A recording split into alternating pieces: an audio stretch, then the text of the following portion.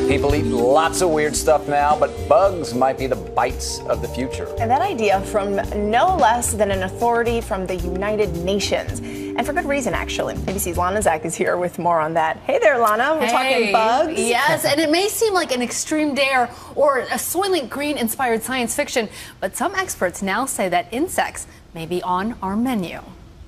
What kind of person eats bugs? Dave Gracer does. He advocates eating insects, bringing some to the New York Hall of Science, a bold proposal in the fight against global hunger. He says it could be our future by 2050. Insects don't have to be gross if we can open our minds. To keep pace with population growth, experts predict food production will need to double in just 40 years.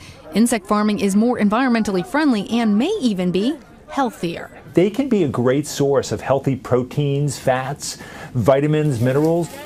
Are those grasshoppers? The United Nations just issued a report touting the environmental and health benefits of eating insects. After all, 2 billion people across the world do. But many of us just can't get over the psychological barrier. What do they smell like? Yes, of course. I don't like the way they smell. Oh, okay. All right. So there's a little bit of a curry smell, but I think just initially... It's messing with your head. It is. But what if insects were presented as a delicacy? Even lobster, the cockroach of the sea, used to be prisoner food.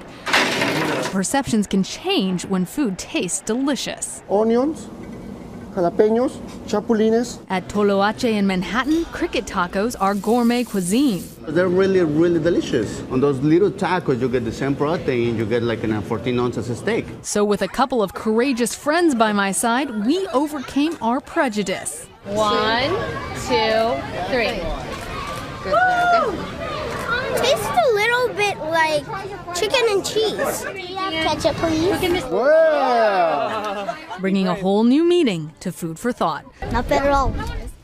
Now, insect farming has the potential to be a food source for humans, but right now those crickets are actually more expensive than filet mignon. Now, that, of course, would change if more people started eating them, which is what the UN says may have to happen in 40 years, which brings us to our dare. Are you up for it? Well... I brought you some cricket bars. Okay, so here's the deal. So you brought us these Choco bars, right? And they're made of cricket flour.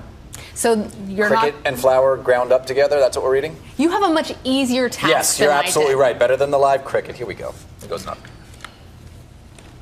Well, what's yours made out of? Yours has stuff in it. This is flavored with cayenne pepper and coffee. That already doesn't sound good. It's not bad. Really? It tastes sort of like It's like a brownie. Right, a brownie or maybe like a health food bar. Much like you, I'm not so crazy about the way it smells. And mine, what's mine? Mine's chocolate. Oh my goodness. But it did change my mind when they told me, of course, lobsters are the cockroach of the sea, I always know this and I don't want to think about it. And it does change your perceptions about what is possible. And by the way, if you're starving, you'll eat anything, so it's all good. Potential solution like a brownie for global hunger. You're not going to have any more bugs? I'm done. I'm good. Yeah. Report. We'll wait 40 years. Thanks for being with us. Appreciate it. Thank you.